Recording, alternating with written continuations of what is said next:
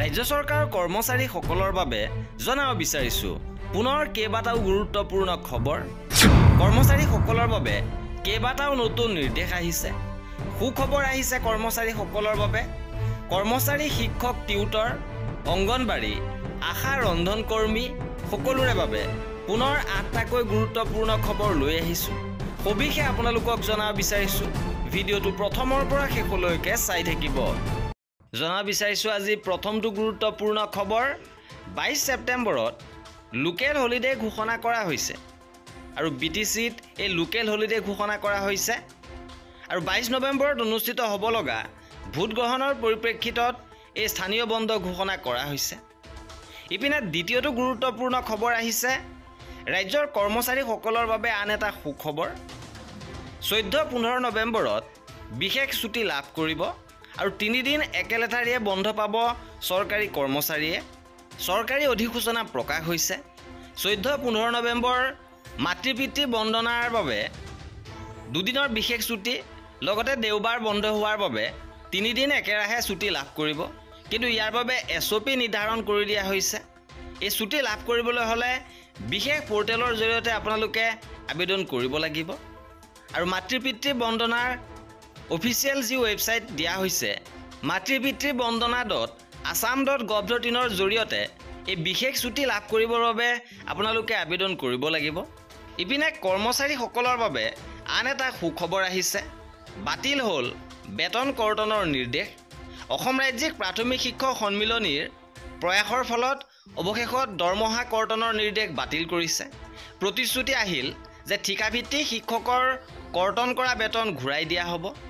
অসম ৰাজ্যিক প্ৰাথমিক শিক্ষক সন্মিলনীৰ কেন্দ্ৰীয় নেতৃত্বৰ পৰামৰ্শৰ আধাৰত মৰিগাঁও জিলা প্ৰাথমিক শিক্ষক সন্মিলনীৰ নিৰলস প্ৰয়াসত শিক্ষকে লাভ কৰিলে ন্যায় আৰু মৰিগাঁও নেতৃত্বলৈ অভিনন্দন জনোৱা হৈছে।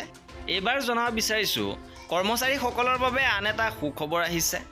উচ্চ ন্যায়ালয়ৰ নিৰ্দেশত মৃত কৰ্মচাৰীৰ পৰিয়ালৰ সদস্যই পাব অনুকম্পামূলক নিযুক্তি। কৰ্মচাৰী বিভাগৰ তৰফৰ পৰা জাননী জাৰি কৰা হৈছে আৰু চৰকাৰী সিদ্ধান্তৰ বিৰুদ্ধে গুচৰীয়াসকলৰ পক্ষত ৰায় দিছে উচ্চ ন্যায়ালয়ে।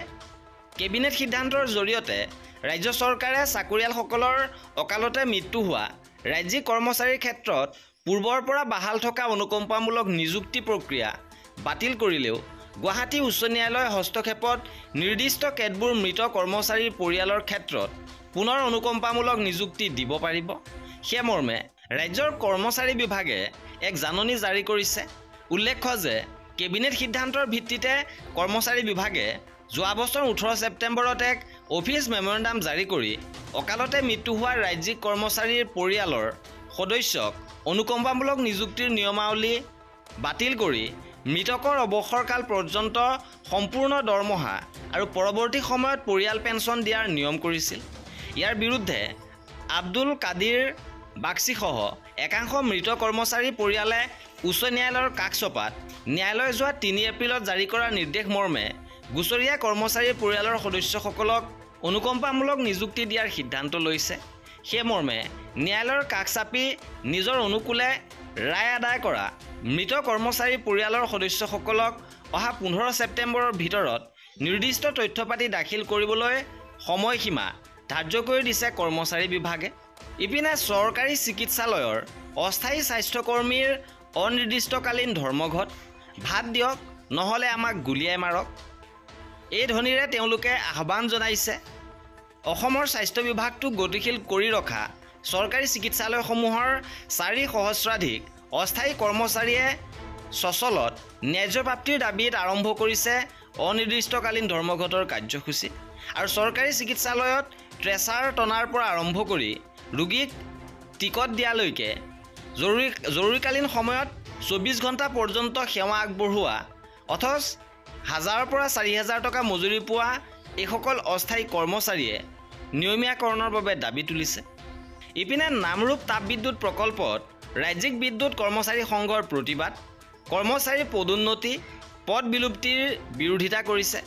অসম শক্তি উৎপাদন নিগম লিমিটেডৰ অধীনত নামৰূপ, কাৰ্বি লাংপি আৰু লাকুৱা উদ্যোগৰ কৰ্মচাৰীসকলৰ পদোন্নতি পদ বিলুপ্তিৰ বিৰোধিতা তথা ছাৰ্ভিচ ৰুল আৰু ছাৰ্ভিচ মেনুৱেল প্ৰৱৰ্তনৰ দাবীত বিভিন্ন সময়ত কৰ্তৃপক্ষক অৱগত কৰি অহাৰ পাছত দায়িত্বশীল মনোভাৱ নোলোৱাত অসম ৰাজ্যিক বিদ্যুৎ কৰ্মচাৰী সংঘই আন্দোলনৰ কাৰ্যসূচী গ্ৰহণ কৰিছিল। কিন্তু আন্দোলনৰ কাৰ্যসূচী ঘোষণা কৰাৰ পাছতে 24 জুলাইত অসম শক্তি নিগম লিমিটেডৰ মহাপ্ৰবন্ধকে বিজুলী ভৱনলৈ অসম ৰাজ্যিক বিদ্যুৎ কৰ্মচাৰী সংঘক আলোচনালৈ আমন্ত্ৰণ জনায়। কৰ্তৃপক্ষৰ আমন্ত্ৰণ মৰ্মে অসম ৰাজ্যিক বিদ্যুৎ কৰ্মচাৰী সংঘ আৰু কৰ্তৃপক্ষৰ লগত হোৱা আলোচনা মৰ্মে সংঘই আন্দোলনৰ কাৰ্যসূচী 30 দিনৰ বাবে সাময়িকভাৱে স্থগিত ৰাখিছিল। কিন্তু উক্ত সময় পাৰ হৈ যোৱাৰ পাছতো কৰ্মচাৰীৰ দাবী পূৰণ নহ'ল। সেয়েহে আজিৰে পৰা কৰ্মচাৰীসকলে এলানি আন্দোলনৰ কাৰ্যসূচী গ্ৰহণ কৰে। ইপিনে ৰাজ্যৰ টিউটৰ শিক্ষকসকলৰ বাবে ডাঙৰ খবৰ। শিক্ষামন্ত্ৰী মহোদয়ে কৰিছে ডাঙৰ ঘোষণা। ইতিমধ্যে উচ্চতম ন্যায়ালয়ৰ ফালৰ পৰা নিৰ্দেশনা আহিছে যে শিক্ষকৰ চাকৰিৰ বাবে টেট বাধ্যতামূলক আৰু যিসকল শিক্ষকৰ 5 বছৰতকৈ কম সময় বাকী আছে তেওঁলোকে টেট উত্তীৰ্ণ নোহোৱাকৈ বাকী সময়খিনি চাকৰি কৰি যাব পাৰিব। কিন্তু পদোন্নতি বিচাৰিলে টেট উত্তীৰ্ণ হ'বই লাগিব। আনহাতে যিসকল শিক্ষকৰ চাকৰি কাৰ্যকাল 5 বছৰতকৈ অধিক আছে তেওঁলোকে 2 বছৰৰ ভিতৰত টেট উত্তীৰ্ণ হ'ব লাগিব। যদিহে তেওঁলোকে 2 বছৰৰ ভিতৰত টেট উত্তীৰ্ণ নহয় তেতিয়া তেওঁলোকৰ চাকৰিৰ পৰা মুক্ত কৰা হ'ব আৰু তেওঁলোকে টাৰ্মিনেল বেনিফিট লাভ কৰিব পাৰিব। ন্যায়ালয়ে কয় যে শিক্ষক হোৱাৰ বাবে অথবা পদোন্নতিৰ বাবে টেট পৰীক্ষাত উত্তীৰ্ণ হোৱাটো অনিবাৰ্য আৰু ন্যায়ালয়ে এই ৰায় দিয়ে শিক্ষাৰ অধিকাৰ আইন 23 নম্বৰ ধাৰা আৰু NCTৰ দ্বাৰা প্ৰস্তুত কৰা ন্যূনতম যোগ্যতাৰ গাঁথনিৰ ভিত্তিত। এই ৰায় শিক্ষাৰ অধিকাৰ আইন কাৰ্যকৰী হোৱাৰ আগতে অৰ্থাৎ 2009 চনৰ আগতে নিযুক্ত শিক্ষকসকলৰ ক্ষেত্ৰত প্ৰযোজ্য হ'ব। অৱশ্যে শিক্ষকসকলৰ একাংশ সংগঠনে এই ৰায়টো পুনৰ বিবেচনা কৰাৰ বাবে উচ্চতম ন্যায়ালয়ত আবেদন দাখিল কৰিব পাৰিব। এইবাৰ জনাব বিচাৰিছোঁ অংগনবাড়ী কৰ্মী সহায়িকাৰ বাবে আহিছে ডাঙৰ খবৰ। দায়িত্ব বাঢ়িব অংগনবাড়ী কৰ্মী সহায়িকাৰ। কেন্দ্ৰীয় শিক্ষামন্ত্ৰী ধৰ্মেন্দ্ৰ প্ৰধানে এই গুৰুত্বপূৰ্ণ মন্তব্য প্ৰকাশ কৰিছে। ৰিলোকেট কৰা হ'ব অংগনবাড়ী কেন্দ্ৰসমূহ। 3 से 6 साल की आयु तक बच्चों की दायित्व अभी तक देश में विशेष करके ग्रामीण इलाका में, शहर की बस्ती इलाका में आंगनबाड़ी के माध्यम से WCD डिपार्टमेंट की देखभाल में चल रहा था। स्कूल में भी बच्चे 5 से जुड़ते हैं। लगभग 2,90,000 स्कूल में आंगनबाड़ी पहले से ही था, वो लोकेशन था। और इस बार शिशु वाटिका, बाल वाटिका 1, 2, 3 में से हमारी तय हुई है बाल वाटिका 1, 2 की दायित्व यानी 3, 4 साल की दायित्व WCD के पास रहेगा और 5 साल वाले जो बच्चा रहेगा वो धीरे धीरे स्कूल के साथ जुड़ेगा। इपिने 1 অক্টোবৰৰ পৰা বৃদ্ধি পাব ৰাজ্যৰ আশা অংগনবাড়ী আৰু ৰন্ধন কৰ্মীসকলৰ দৰমহা। 1 অক্টোবৰৰ পৰা বৰ্ধিত হাৰত আপোনালোকে দৰমহা লাভ কৰিব আৰু ইতিমধ্যে আপোনালোকৰ যি দৰমহা বৃদ্ধি কৰিছে তাতকৈ অধিক পৰিমাণে আপোনালোকৰ দৰমহা বৃদ্ধি পাব। ইতিমধ্যে মাননীয় মুখ্যমন্ত্ৰী মহোদয়ে সেই বিষয়ে জনাইছে দৰমহা পুনৰীক্ষণ কৰা হ'ব আৰু কিছু পৰিমাণে আপোনালোকৰ দৰমহা পুনৰ বৃদ্ধি পাব। আৰু এই আছিল আজিৰ ভিডিঅ'টোত।